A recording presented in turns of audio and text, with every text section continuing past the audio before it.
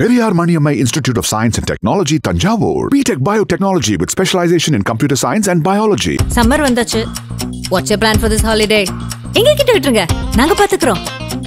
GT Holidays. GT Holidays, South India's #1 travel brand. இவங்க பார்க்க திருநங்கை மாதிரி இல்ல, பொண்ணு மாதிரி அழகா இருக்கிறாங்க. அவங்களோட குரலுக்கும் நிறைய ரசிகர்கள் இருக்காங்க, நீங்க பாத்தீங்கன்னா தெரியும். இதெல்லாம் எப்படி?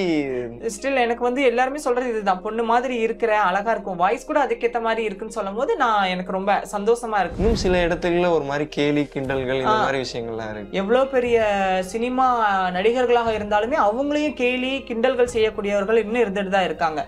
அப்படிங்கும் போது நாங்களாம் எவ்வளவு அவங்களுக்கு ஒரு கால் பட்சம் கூட இருக்க மாட்டோம். திருநங்கையா மாறினதுக்கு அப்புறம் சில பேர் வந்து ஏக்கம் ஆசையை ரொம்ப குறைச்சுப்பாங்க அப்படின்னு சொல்லுவாங்க. உங்களுக்கு இருந்த அந்த ஏக்கம் ஆசைகள் என்ன? என்னோட ஏக்கங்கள் என்னன்னா, என்னோட ஃபர்ஸ்ட் ஏக்கமே வந்து நான் ஒரு பெண்ணா மாறணும். என்ன பாக்குறவங்க பொண்ணுன்னு சொல்ல மாட்டாங்களாங்கிற ஒரு ஏக்கம் தான். ஒன்னு அம்மா அப்பாவை விட்டு பிரிஞ்சு வந்தப்ப நான் ரொம்ப அழுதுருக்கிறேன். இந்த மாதிரி ஒரு நல்ல ஃபேமிலி விட்டுட்டு நம்ம இப்படி ஆயிட்டமேன்னு அவங்க சொல்லக்கூடிய ஒரு சில வார்த்தைகளாலையும் நான் ரொம்ப வந்து வேதனைப்பட்டு அழுதது உண்டு. எங்கேயோ ஒரு இடத்துல ஒருத்தவங்க பண்ணிருக்கிறது மொத்த திருநங்கைகளும் இப்படிதான் சொல்லி காட்டுறாங்க பத்தியா, அதை கேட்டு ரொம்ப மன உடைஞ்சிருக்கிறேன். உங்களை ரொம்ப வேதனை தரக்கூடிய ஒரு கமெண்ட், நெகட்டிவ் கமெண்ட்னா என்னவா இருக்கு? என்ன 1000 போட்டாலும் அதை நான் கண்டுக்க மாட்டேன். நீ என்ன மட்டும் சுட்டி காட்டு, நீ என்ன குறை வேணா சொல்லு, என்ன திட்டணும்னு தோணுது திட்டிட்டு போன்னு சொல்லி விட்டுருவேன். உன் சமுதாயமே அப்படின்னு சொல்லும் போதுதான் எனக்கு அது வலிக்குது.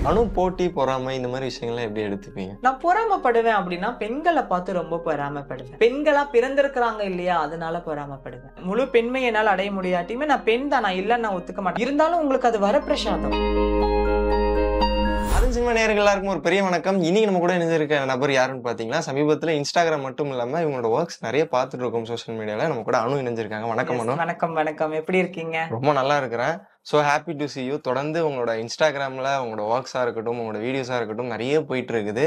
ஃபர்ஸ்ட் ஆஃப் ஆல் எவ்வளோ சந்தோஷமா ஃபீல் பண்ணுறேன். ரொம்ப ஹாப்பியாக இருக்குது. இது வந்து நான் வந்து எதிர்பார்க்க முடியாதான பாராட்டுகள் வந்து எனக்கு குவிஞ்சிட்டு தான் இருக்குன்னு சொல்லலாம்.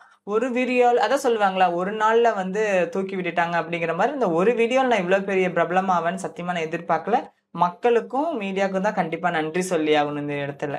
ஓகே, கண்டிப்பா உங்களோட விஷயங்கள், உங்களோட கடந்து வந்த பாதைகள் நிறைய இருக்கும், நிறைய பேசியிருப்பாங்க. முதல் கட்டமா ஒரு விஷயம் இருக்கும். அனு எங்க இருந்து அவங்க லைஃப் ஜேர்னி ஸ்டார்ட் பண்ணாங்க ஒரு விஷயம். முதல்ல எங்க இருந்து ஸ்டார்ட் பண்ணி? நான் ஃபர்ஸ்ட் ஸ்டார்ட் பண்ணது சென்னையில இருந்து தான். நான் ஓடி வந்து சென்னையில இருந்து தான் முதல்ல, சென்னையில இருந்து தான் பாம்பாய்க்கு போனேன். ஸ்டார்ட் பண்ணது ஃபர்ஸ்ட் இங்க தான். சொந்த ஊர் எங்க இருந்து? சொந்த ஊர் எனக்கு கோயம்புத்தூர். ஓகே, கோயம்புத்தூர்ல இருந்து சென்னை வந்து சென்னையில இருந்து பாம்பே போயிட்டேன். இதுதான் என்னோட பயணங்கள். கொஞ்சம் கொஞ்சமா போயிட்டு அப்படியே அங்க ஸ்டெட்டில் ஆயிட்டு திரும்ப நான் சென்னைக்கே வந்துட்டேன். ஓகே, ஒரு தனிப்பட்ட ஒரு விஷயங்கள் நிறைய சுத்தி உங்களுக்கு பத்தி நிறைய விஷயங்கள்லாம் நடந்துட்டு இருக்கும்போது, இப்போ இந்த சோசியல் மீடியால உங்களை பத்தி நிறைய வீடியோஸ் போயிட்டு இருக்கும்போது சுத்தி இருக்கிறவங்களும் உங்களை சுத்தி இருக்க நபர்களும் என்ன சொல்றாங்க? அதான் சொல்றாங்க, எல்லாருமே சந்தோஷம் தான் படுறாங்க. ஏன்னா வந்துட்டு நான் அவங்களோட இனத்துல இருந்து நான் ஒருத்தி வந்து கொஞ்சம் பிரபலமா இருக்கும் போது எல்லாருமே சந்தோஷப்படுறாங்க. ஒரு சில பேர் என்ன சொல்றாங்கன்னா, பார்த்து இதே பிரபலங்கள் உன்னை வேற மாதிரியும் சித்தரிக்கப்படலாம், சோ அதுலயும் வந்து இருந்துக்கோ, தயாரா இருந்துக்கோ அப்படிங்கிற மாதிரி ஒரு பயமும் கொடுத்துறாங்க. சோ அதுதான் எனக்கு பயமா இருக்கு. ஓகே, முதல்ல உங்களோட பேர் என்னவா இருந்துச்சு? அது எப்படி சொல்றது, சொல்ல எனக்கு விருப்பங்கள் இல்லாதனால சொல்லல. ஆனா என்னோட பேர் இப்ப வரைக்குமே என் பேர் அனுஸ்ரீ தான் வச்சிருக்கேன். I like Anusree. ஓகே, ரொம்ப அழகான பேர் தான் வச்சிருக்கீங்க.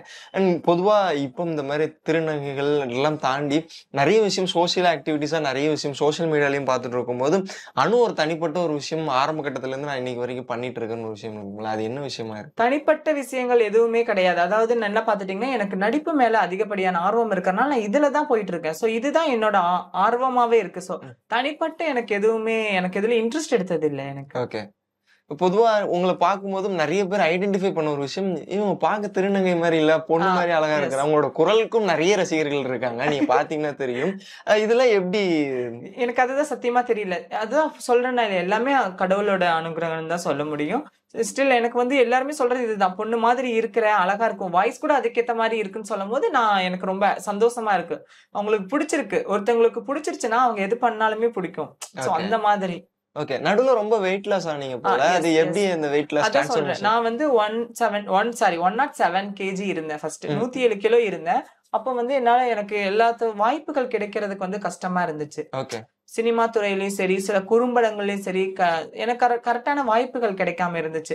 சரி அப்ப எல்லாம் சொன்னாங்கன்னா, "அனு நீங்க ரொம்ப அழகா இருக்கீங்க. நீங்க கொஞ்சம் உடம்ப குறைச்சு பாருங்க. நீங்க இன்னும் கொஞ்சம் வேற மாரி தெரிவீங்கன்னு" சொல்லி எனக்கு நெறைய பேர் சொன்னாங்க. சரி ட்ரை பண்ணி பார்க்கலாமே நம்ம தான் சொல்லிட்டு நெறைய நானு இந்த தனிப்பட்ட இதுலலாம் போய் ஜாயின் பண்ணி பார்த்தேன். எனக்கு அது சாட்டிஸ்ஃபைட் குடுக்கல. சரி என்ன பண்ணலாம் அப்படின்ற டைம்ல தான் வந்துட்டு நான் சர்ஜரி மூலமா போகலாம். அதான் சொல்றேன். ம். யாருமே வந்து ஈஸியான வே ரொம்ப கஷ்டமான வே சுத்தி போறத விட, எது ஷார்ட்கட்டா இருக்குன்னு தான் யோசிப்பாங்க. ஓகே. அந்த மாரி நான் யோசிச்சது தான் உடம்பு சர்ஜரி வந்து சீக்கிரமா ஷார்ட்கட்ல குறைக்கலாமேன்னு சொல்லிட்டு. இது வந்து தப்பு. ம். இது வந்து நம்ம டாக்டர் கிட்ட நான் சஜெஸ்ட் பண்ணி தான் நான் பண்ணிக்கிட்டு இருந்தாலும், இது வந்து நம்ம முடிஞ்ச அளவுக்கு இயற்கையா குறைக்கலாம். ஸ்டில் நான் இத ஓகேன்னு சொல்லிட்டு நான் எனக்கு பண்றதுக்கு ஸ்டார்ட் பண்ணிட்டேன். இப்ப வரைக்கும் குறைஞ்சு இப்ப 70 கிலோ இருக்கேன். 70 கேஜி. 105ல இருந்து 70 கிலோ 107 கிலோல இருந்து 70 இருக்கேன். கிட்டத்தட்ட ஒரு 40 கிலோ எஸ் வந்து 40 கேஜி கம்மி பண்ணிட்டேன். ஓகே. சர்ஜரின்ற விஷயம் எப்போ பண்ணீங்க? இந்த வெயிட் லாஸ்க்கு? செப்டம்பர் மாசம் பண்ணுனேன் கரெக்ட்டா நானு. இப்போ இப்ப சமீபத்துல பண்ணி 8 மாசம் தான் ஆகுது கரெக்ட்டா. சமீப காலத்துல தான் பண்ணுனேன். ஓகே. நடுவுல ஒரு ஃபங்ஷன் உங்களுக்கான ஃபங்ஷன் நம்ம எஸ். பார்த்தோம். சோசியல் மீடியால பார்த்தோம். நெறைய ரெஸ்பான்ஸஸ்லாம் வந்துட்டு இருந்துச்சு. அண்ட் அந்த ஃபங்ஷன் பத்தி எங்களுக்கு நெறைய பேருக்கு சில பேருக்கு அது என்ன விஷயம், ஏது விஷயம் கூட தெரியல. அது என்ன விஷயம் அந்த ஃபங்ஷன்? அதுதான் அந்த குவகம் திருவிழா உங்களுக்கு எல்லாத்துக்குமே தெரியும். பாண்டவர்களுக்கும், கௌரவர்களுக்கும் நடந்த ஒரு போரோட இதுல வந்துட்டு ஒருத்தர பலி குடுக்கணும்னு சொல்லி பேசிக்கிறாங்க. ம். சோ அத பலி குடுக்கும்போது வந்து அர்ஜுனனோட மகன வந்து பலி குடுக்கலான்னு பேசுறாங்க. அவரோட மகன் தான் வந்து அரவான். உங்களுக்கு எல்லாத்துக்குமே தெரியும். அதாவது சாமுத்திரிக லட்சணம் இத்தனை இது இருக்கணும்னு சொல்றாங்க இல்லையா? அந்த லட்சணம் கூடயே ஒரு மகன் வந்து அதுல அரவான் தான். சோ அரவான வந்து பலி குடுத்தா போர் வந்து நல்லபடியா வந்து முற்று பெறும் அப்படின்னு சொல்ற ஒரு இதனால அவர் வந்து பலி குடுக்குறாங்க. அப்ப பலி குடுக்கும்போது அவருக்கு ஒரு சில ஆசைகள் இருக்கும். இப்ப கூட நம்மளோட தூக்கு தண்டனை போக முன்னாடி கைதி கிட்ட கேட்பாங்க, "உன்னோட கடைசி ஆசை என்னன்னு?" சொல்லி கேட்கிற மாதிரி அவர்கிட்டயே கேட்டிருக்கலாம். "உன்னோட கடைசி ஆசை என்ன?" அப்படின்னு சொன்னோனே அவர் சொல்லியிருக்கிறாரு, 3 ஆசை ஏதோ குறிக்கோள் வச்சிருந்திருக்கிறார் போல. 1 வந்து நான் இன்னும் கல்யாணம் பண்ணி பார்க்கல. சோ எனக்கு ஒரு பொண்ண கல்யாணம் பண்ணி இல்லற வாழ்க்கையில வாழ்ந்துட்டு போகணும்னு ஆசைன்னு சொல்லியிருக்கிறாங்க. 2வது ஆசை அவருக்கான ஏதோ ஒரு என்ன வந்து இந்த உலகத்துல பேசப்படணும். ஓகே. எனக்கு ஒரு கோவில் கட்டி எனக்கு பேசப்படணும்னு சொல்லியிருக்கிறாங்க. 3வது ஆசை ஏதோ ஒண்ணு சொல்லியிருந்தாங்க. ஐ திங்க் அது எனக்கு கரெக்ட்டா தெரியல. மொத்தம் 3 கோரிக்கைகள் வைக்கப்பட்டிருக்குன்னு சொல்றாங்க. இந்த போர கடைசி வரைக்கும் நான் பார்த்துட்டு தான் என்ன வந்து என் தலை இங்கருந்து துண்டிக்கப்படணும்னு சொல்லிட்டு. சோ அது வரைக்குமே அந்த போர் முடியிற வரைக்குமே பார்த்துட்டு ஏன்னா அவருக்கு அது சாட்டிஸ்ஃபைட் ஆகணும். அந்த போர் முடியறத பார்க்கணும்னு ஆசையில இருந்தாராம் அப்படின்னு சொல்றாங்க. சோ அந்த தலைய வெட்டி அந்த ஆத்துல அடிச்சுட்டு வந்து காவேரி ஆத்து மூலமா அடிச்சுட்டு வந்து இங்க வந்து விழுந்ததுன்னு சொல்றாங்க அந்த தலை இந்த இடத்துல. சோ அந்த தலையை வந்து இங்க வச்சு கும்பிடுறாங்க. அப்ப வந்து அவர் வந்து கல்யாணம் நாளைக்கு சாக போறவங்க இன்னைக்கு யாரும் கல்யாணம் பண்ணிக்க மாட்டாங்க இல்லையா? ஆமா. நாளைக்கு சாக போறாங்க. அவங்களுக்கு எந்த ஒருத்தவங்க பெண்ணு தரத்துக்கு தயாரா இருப்பாங்க. சோ அந்த நேரத்துல யாரும் தயாரா இல்லாத நேரத்துல கிருஷ்ணர் வந்து மோகினி அவதாரம் எடுத்ததா சொல்றாங்க. ஓகே. மோகினி அவதாரம் எடுத்துட்டு வந்து அவருக்கு மனம் முடிஞ்சு அவருக்கு இல்லற வாழ்க்கை கொடுத்த மாதிரி சொல்றாங்க. சோ அதனாலதான் அந்த மோகினி அவதாரமா எங்களை வந்து பாவிச்சிட்டு இருக்காங்க. வந்து நாங்களே அவருக்கு கல்யாணம் பண்ணி அடுத்த நாள் இறந்த பிறகு தாலி அறுத்து வெள்ளைப்புடவை கட்டி அலங்கோலம் விட்டு கூச்சல்கள் விட்டு அந்த மாதிரி பண்றதா எனக்கு தெரிஞ்ச ஸ்டோரி நான் சொல்றேன். ஓகே. ஓகே. நீங்க திருநங்கையா மாறி எத்தனை வருஷம் ஆகுது? நான் கரெக்டா ஆகி 17 வருஷம் இருக்கும். 17 வருஷம் இருக்கும். 17 வருஷம் ஒரு பெரிய போராட்டம்னு ஒண்ணு இருக்கும்ல. அது போராட்டம் என்ன மாதிரி போராட்டமா இருந்துச்சு? அதுதான் சொல்றேன். போராட்டம் அப்படிங்கிறது வந்து மிகப்பெரிய போராட்டமா தான் இருந்துச்சு. அது என்னன்னு சொன்னீங்கன்னா, ஃபர்ஸ்ட் ஆஃப் ஆல் குடும்பத்து கூட போராடுறது. அவங்க கிட்ட நான் போராடி வெளியில வரணும். அவங்க கிட்ட போராடிட்டு இங்க வந்தா சமுதாயத்தை கூட நான் போராட ஆரம்பிக்கணும். சுத்தி இருக்கிற சமுதாயங்கக்கிட்ட நான் போராடணும். ஒவ்வொரு நிமிடங்களும் ஒவ்வொரு நிமிஷமா இருக்கட்டும். அடுத்து கொஞ்சம் நல்லா ஆன பிறகு எங்களோட சமுதாய கூட்டங்கள்ல கூட நாங்க போராட வேண்டியதா இருக்கும். அடுத்து கவர்மெண்ட் கூடயும் நாங்க போராடிதான் இருக்கோம். எங்களுக்கான தனி உரிமைகள் கேட்டுக்கிட்டு இருக்கோங்க. எங்களுக்கான இடஒதுக்கீடுகள் கேட்டுட்டு இருக்கோம். இன்னும் நாங்க போராடிக்கிட்டு தான் இருக்கிறோம். எங்களுக்காக. ஓகே. எங்களோட இனத்திற்காக.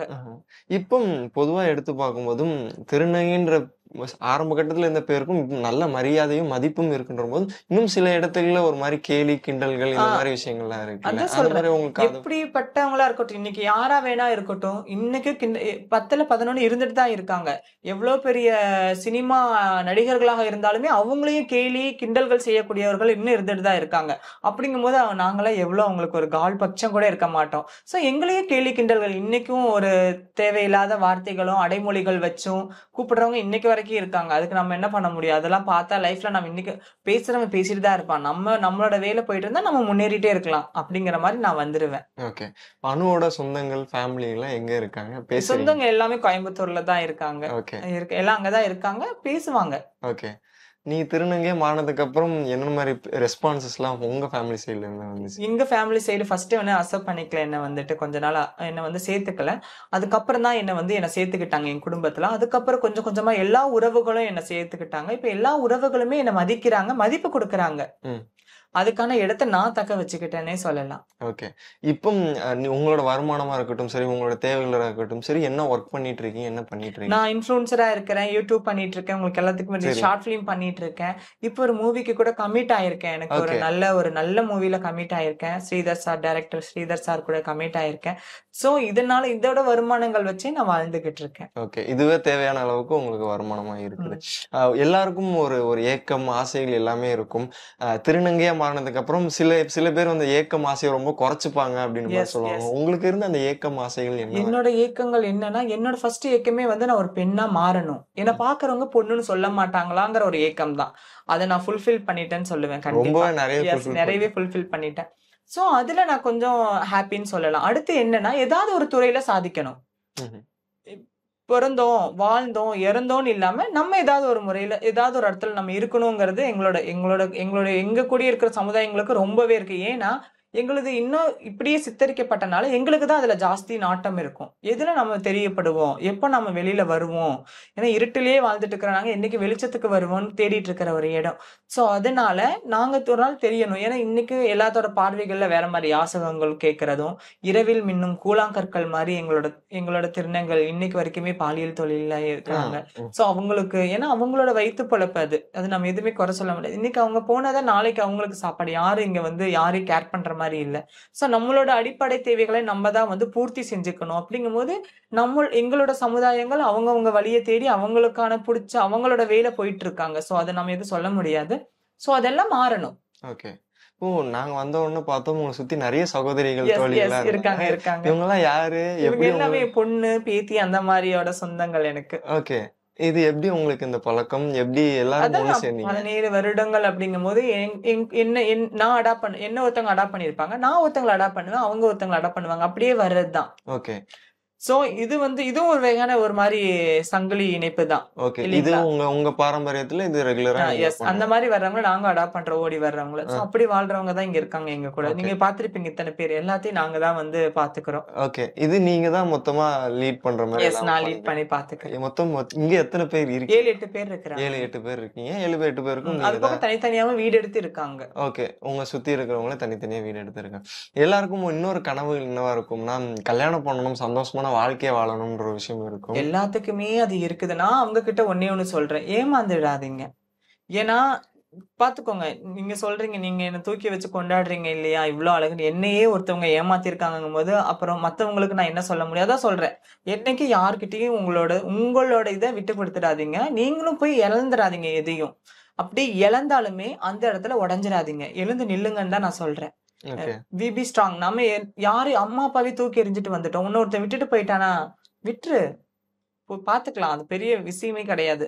பட் நீங்க மறுபடியும் போய் don't fell in love with any one. யாரையும் போய் பார்த்த உடனே போய் லவ்ல விழுந்துடாதீங்க.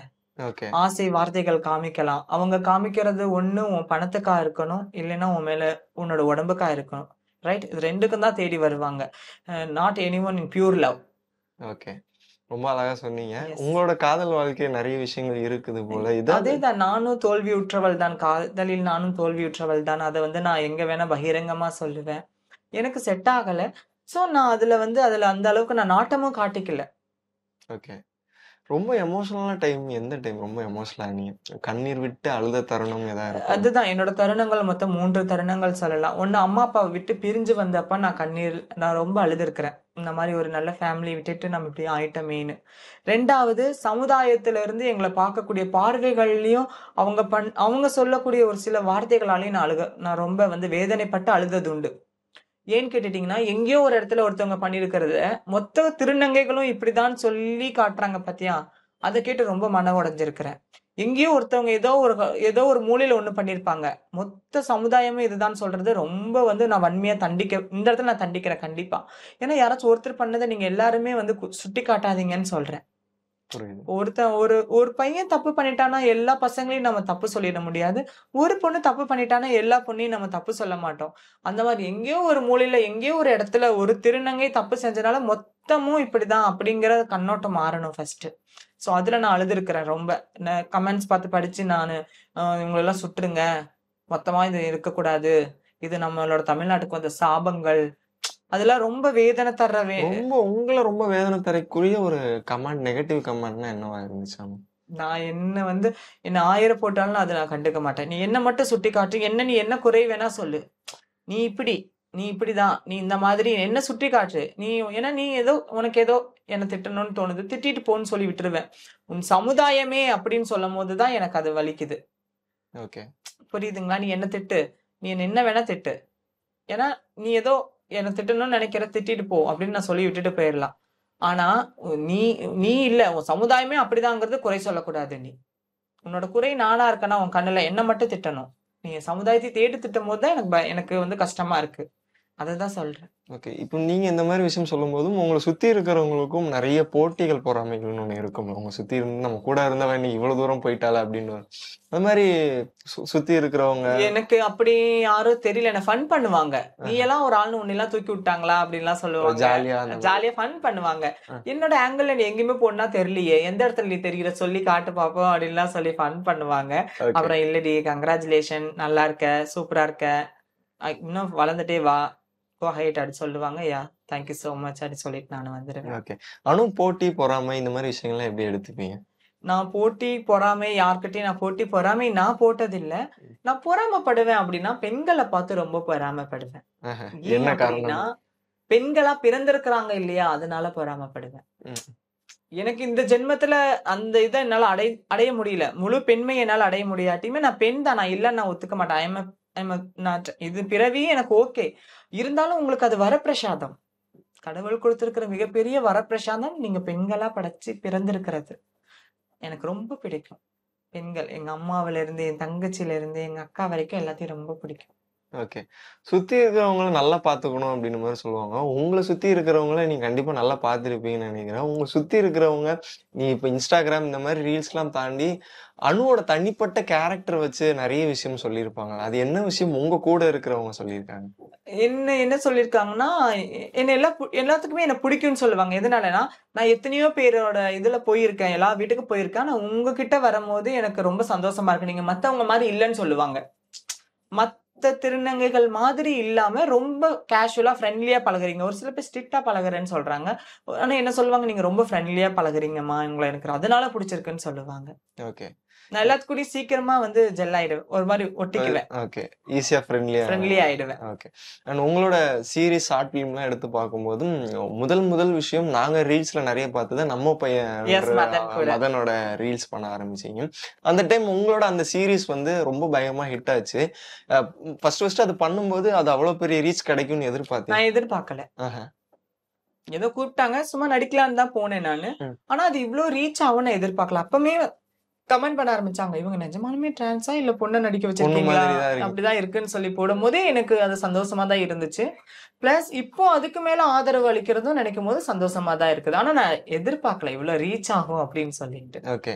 மதன் கிட்ட அப்புறம் பேசுனீங்களா அந்த சீரிஸ் முடிஞ்சதுக்கு அப்புறம்? என்ன சொன்னீங்க? சொன்னேன். அவர் சொன்னாரு, எனக்கு தெரியும் நீங்க கண்டிப்பா சாதிக்கக்கூடிய ஒருத்தவங்க தான். உங்களோட முகமா இருக்கட்டும், உங்களோட பேச்சுகளாக இருக்கட்டும், உங்களோட இதா இருக்கட்டும், எல்லாமே எனக்கு ரொம்ப பிடிக்கும். நீங்க ஒரு நாள் கண்டிப்பா ஏதாவது ஒரு இடத்துல நீங்க சாதிப்பீங்கன்னு அவர் அன்னைக்கே சொன்னாரு என்கிட்ட. பிளஸ் இன்னும் எனக்கு அதுக்கான நேரம் காலம் கை கூடல கண்டிப்பா கிடைக்கும்னு காத்துக்கிட்டு இருக்கேன். ஓகே. இப்போ இந்த ஃபீல்டுக்கு முதல்ல நீங்க சம்பாரிச்ச ஒரு தொகை என்ன, ஒரு பணம்னா எவ்வளவு சம்பாரிச்சீங்க? 35,000 வாங்கினேன். முதல் சம்பளம் என்ன, எங்க சம்பளம்? நம்ம ஷார்ட் பிலிம்க்கு தான். ஓகே. அதுக்கு தான் கொடுத்தாரு. சோ அது எனக்கு ரொம்ப ஹாப்பியா இருந்துச்சு அவர் கொடுத்தது. ஓகே. முதல் சம்பளமா வாங்கும்போதும் நம்ம இந்த ஃபீல்ட்ல வாங்கும்போது உங்களுக்கு ஒரு சந்தோஷம் கிடைச்சிருக்கும், நம்ம ஏதோ ஒண்ணு பண்ணிருக்கோம். அது என்ன சந்தோஷமா இருந்துச்சு? நான் வாங்கின உடனே ஃபர்ஸ்ட் நான் சாரி எங்க அம்மாக்கு ஒண்ணு எடுத்துக்கிட்டேன், எனக்கும் எடுத்துக்கிட்டேன். ஏன்னா நான் இத்தனை நாள் யாசகங்களும் இதுவும் இந்த மாதிரி பண்ணிட்டு இருந்தனால எனக்கு ஒரு நல்ல இடம், எனக்கான இடத்தை தேர்ந்தெடுத்து காமிச்சது அவர் தான். அதுக்கப்புறமும் நிறைய இப்போ ஆப்பர்ச்சுனிட்டி கிடைக்கும் போது எனக்கு சந்தோஷமா இருக்கு. அதாவது நாங்க அதான் சொல்றோம், எங்களுக்கான கரெக்டான ஒரு வே கிடைக்கும் போது கண்டிப்பா இந்த இது எல்லாமே குறையும் நினைக்கிறேன். ஓகே. இப்போ இன்னைக்கு இந்த திருநங்கைகள் எல்லாருமே சில பேரோட விஷயங்கள்னால, மாற்றங்கள்னால எல்லாரும் மாறணும்னு பெண்ணா மாறணும்னு ஆசைப்படுறாங்க. நீங்க ஒரு இந்த மாரி கடந்து வந்த பாதையினால சொல்ற ஒரு விஷயம், இப்ப அடுத்த இந்த மாரி விஷயங்கள் கடந்து வரவங்களுக்கு என்ன சொல்லுவீங்க? அதுதான் சொல்றேன். நான் என்ன சொல்றேன்னா, பேரண்ட்ஸுங்களுக்கும் சேர்த்து தான் சொல்றேன். பெற்றோர்கள் உங்களுடைய மகன் அல்லது உங்களது மகள் இந்த மாரி தெரிஞ்சிருந்தா, அவங்கள வந்து நீங்க கன்சல்ட் பண்ணி பாருங்க. இல்ல இப்படிதான் இருப்பேங்கிறவங்கள தயவு செஞ்சு நீங்க ஒதுக்காதீங்க. உங்களோட குழந்தைகள நீங்க எவ்வளோ வெளிய விடுறீங்களோ, அவ்வளோதான் அந்த குழந்தைகளோட வாழ்க்கை தான் உங்களுக்கு மாற்றமாகும். மாற்றத்த நீங்க கொண்டு வாங்க முதல்ல. தயவு செஞ்சு உங்க பெற்றோர்கள் உங்களோட குழந்தைகள இந்த மாரி தெரிஞ்சுச்சுன்னா, நீங்க வெளியில விடாதீங்க. நீங்க பார்த்துக்கோங்க கண்டிப்பா. அவங்கள படிக்க வைங்க. அவங்க கிட்ட கேளுங்க, நீ என்னவா ஆகணும்னு நெனைக்கிறேன்னு. ஓகே இப்படி இருந்தே படி, நான் உன்ன பார்த்துக்கிறேன்னு சொல்லுங்க. அவங்களுக்கான ஃப்ரீடம் குடுங்க. ஓகே. கண்டிப்பா வர்ற திருநங்கைகள், வளர்ந்து வரக்கூடிய திருநங்கைகள் ஏதாவது ஒரு இதுல போய் கண்டிப்பா சாதிக்கணும். எங்களோட அடைமொழிகள் மாற்றப்பட வேண்டும். ஓகே. அண்ட் இப்பவும் சென்னையில நெறைய வருடம் வருடம் ஜனவரி மாதம், பிப்ரவரி மாதம் இந்த எல்ஜிபிடிக்யூன்ற ரோட் ஷோ ஒண்ணு பிரபலமா நடத்திட்டு வராங்க. அதுல நெறைய திருநங்கைகளா இருக்கட்டும் சரி, இந்த மாரி விஷயங்கள் தொடர்பா நெறைய பேரும் வந்துட்டு இருக்காங்கன்றபோது, ஆனா அந்த ரோட் ஷோக்கு கிடைக்கிற ஒரு பெரிய ரிசல்ட்டா என்ன இருக்குன்னா, எல்லாரும் ரொம்ப நெகட்டிவ் கமெண்ட்ஸ் எஸ். தெரிவிக்கிறாங்க. ஏன் இந்த மாரி பண்றாங்க? சமுதாயத்தை ஆடை சுதந்திரம் அப்படிங்கறதுல ரொம்ப வல்கரா வந்து துணிகள் போட்டுட்டு நடந்து வர்றது கூட கொஞ்சம் கஷ்டமா தான் இருக்கு. ஏன்னா நம்மளுக்கு ஒரு இது குடுத்துட்டாங்கன்னு சொல்லிட்டு நம்மளும் வந்துட்டு ரொம்ப வந்து அதுதான் கேட்க வரேன். அந்த மாதிரி அழகா நம்மளுக்கு ஆடை சுதந்திரம் கேட்கிறோம். நம்ம எந்த ஆடை நம்மளோட பாரம்பரியமானது எது வேணா ஆடை சுதந்திரம் இருக்குதா? நம்மளோட உடம்பு நம்ம என்ன ஆடைகள் வேணா போடலாம். பட் அது மத்தவங்களுக்கு நம்மளும் மதிப்புக்குரிய இடத்துல வைக்கணும்னா அதுக்கான உடைகள்னு இருக்குது இல்லையா? அத உடுத்தி நடந்து வந்தாலே போதும், நம்மள ரெஸ்பெக்ட் பண்ண போறாங்க. ம். எல்லாருமே வாங்க நல்ல அழகான உடைகள் அணிஞ்சு அழகா நடந்து போனா நம்மள பார்க்கறக்கு 1000 பேர் வருவாங்க. ரொம்ப முகம் சுளிக்கக்கூடிய ஆடைகளும் அங்க இருக்கறனால தான் கொஞ்சம் அத வந்து பேசப்படுது. ஓகே. இந்த மாரி திருநங்கைகள் பெண்களா மாறி வரவங்களையும் நெறைய பேர் பார்க்கணும். ரொம்ப மரியாதையும், ரொம்ப மெச்சூர்டா நடந்துக்கிறாங்க. சில பேர் சில விஷயங்கள் கடந்து பண்றனால மக்கள் அவங்க மேல சில எதிர்ப்புகள் இந்த மாரி விஷயங்கள்லாம் தெரிவிக்கிறாங்க. நீங்க அவங்களுக்கெல்லாம் சொல்ற விஷயம் என்னவா சொல்லுங்க? நான் அதான் சொல்றேன். அவங்களுக்கு ஏதோ மனவேதனை. ஏன்னா அவங்க வந்து கடந்து வந்த பாதைகள் அப்படியா இருக்கும் திருநங்கைகள் ஒரு சில பேர். எல்லாத்துக்குமே எல்லாமே கிடைச்சிடாது. சில பேரு அதான் சொல்றேன். பசங்களே எவ்வளோ பேர் சிடுமூஞ்சி இருக்கிறாங்க, கோவக்காரர்கள் இருக்கிறாங்க, ரொம்ப அன்பானவங்க, எவ்வளோ பேசினாலுமே சிரிச்சுட்டே பேசுறவங்க இருக்கிறாங்க. அவங்க வந்து ஏற்கனவே ஃபேமிலிய வெறுத்து, இந்த இடத்துல வந்து இங்க நெறைய கஷ்டப்பட்டு, இங்க ஒரு சில இடத்துல ஏமாந்து இருக்கிறவங்க கிட்ட போய் அவங்களோட அப்ரோச்சே ஒரு ஆக்ரோஷமா தான் இருக்கும். ஏன்னா அவங்களுக்கு யாரும் அன்பு காட்ட அந்த இடத்துல இல்லாதனால அவங்க அன்பு வந்து கோவமா மாறுது அவ்வளவுதான். ம்ஹ்ம். அவங்க கிட்ட அன்பா பேசுங்க. அவங்கள மாரி அன்பா பேசுறவங்க வேற யாருமே இருக்க மாட்டாங்க. ஓகே. சின்ன வயசுல அணுக்கு ஒரு ஆசை ஒண்ணு இருக்கணும். படிச்சு ஏதாவது ஒரு விஷயம் பண்ணணும். இந்த இந்த விஷயமா மாறணும். ஒரு ஏம்னு ஒரு விஷயம் இருக்கணும். அப்போ என்னவா இருந்துச்சு அணுக்கு? அதான் சொல்றேன். எனக்கு ஒரு 5வது, 6வது படிக்கும்போதெல்லாம் இந்த டாக்டர் ட்ரெஸ் பார்த்தா டாக்டர் ஆகணும்னு ஆசை. ஓகே. அப்பவுமே டாக்டர் ஆகணும்னு ஆசை. அதுக்கப்புறம் கொஞ்ச நாள் 8, 9வது போகும்போதெல்லாம் ஸ்கூல் டீச்சரோட சாரி அதெல்லாம் பார்க்கும்போது, அப்பா இந்த மாரி காட்டன் சாரி கட்டிட்டு புக் எடுத்துட்டு டீச்சர் மாரி வரணும்னு ஆசை. ஆஹா. அப்ப டீச்சரா படிக்கணும்னு ஆசைப்பட்டேன். ஓகே. அடுத்த கொஞ்ச நாள் போகும்போது இந்த ஐடி ஊழியர்கள்லாம் பார்க்க ஆரம்பிச்சேன். ஓகே. அப்ப அந்த ஐடி ஊழியர்கள் மாரி சுடிதார் போட்டு ஐடென்டி கார்டு போட்டுட்டு நானும் அழகா கெத்தா நடந்து போகணும்னு ஆசை. எனக்கு ஒவ்வொரு வயசுக்கு ஏத்த மாதிரி எனக்கு ஒவ்வொரு ஆடைகளுக்கும் அந்த வேலைகளுக்கும் மேல ஆன மோகங்கள் அதிகமா இருந்துச்சு. ஆனா இப்ப பாருங்க நடிக்கிறேன். நான் எத வேணா நடிக்கலாம். நான் டாக்டரா நடிக்கலாம், போலீஸா நடிக்கலாம், ஒரு டீச்சரா இன்ஜினியரிங்கா நடிக்கலாம், டீச்சரா நடிக்கலாம். இந்த வாய்ப்பு கிடைக்கிறது கஷ்டம் தானே. கண்டிப்பா. அதனால கடவுள் நீ எல்லாமே ஆசைப்பட்டது உனக்கு குடுக்குறேங்கிற மாரி எனக்கு குடுத்துட்டாருங்கிற மாரி இருக்குது. ஓகே. என்ன படிச்சிருக்கீங்க ஆக்சுவலா? நான் 10வது. 10வது படிச்சிருக்கீங்க. 10வது படிச்சாலும் ரொம்ப அழகா தெளிவா பேசுறீங்க. அது எல்லாருக்கும் இருக்காது. பொதுவா இப்பவும் சமுதாயமா இருக்கட்டும் சரி, சொசைட்டியா இருக்கட்டும் சரி, நெறைய நெகட்டிவ்ஸ், நெறைய பாசிட்டிவான விஷயங்களும் இருக்கும்போதும், இதெல்லாம் கடந்து வரணுன்ற ஒரு விஷயம் இருக்கும்ல. இதெல்லாம் கடந்து வந்திருப்பீங்க. நான் சொன்ன மாரி கண்டுக்க மாட்டேன் எல்லாத்தையும். அந்த கடந்து வர்றதுக்கு என்ன விஷயம் பண்ணீங்க? என்ன பண்றது? பழகிருச்சு. கடந்துதான் போகணும். இதுவும் கடந்து போகுங்கிற மாரி எல்லாத்தையுமே நான் என் வாழ்க்கையில எவ்வளவோ கடந்து வந்துட்டேன். அதனால எனக்கு இது கடந்து வர பாதைகள் பெருசா தெரிஞ்சுக்கல. அதனால நான் அப்படியே எப்பவும் போலயே எல்லாத்தையும் மூவ் ஆன் பண்ணி நான் நடந்து போக ஆரம்பிச்சுட்டேன். என்னோட வழி நீங்க என்ன வேணா சொல்லுங்க. என் பாதை வேற. நான் வந்து யாரோ அமைச்சு வச்ச பாதையில போகறதுக்கு எனக்கு ஆசை இல்ல. நானா ஒரு வழிய அமைச்சு நான் போக ஆசைப்படுறேன். அந்த வழியில நான் பாட்டுக்கு போக ஆரம்பிச்சுட்டேன். ஓகே. கடந்து இந்த பாதைய நடந்து போயிட்டீங்க எஸ், அப்படின்ற மாரி எஸ். சூப்பர் அந்த சொல்லி. மாதிரி. Periyar Maniammai Institute of Science and Technology, Tanjavur. BTech Biotechnology with specialization in computer science and biology.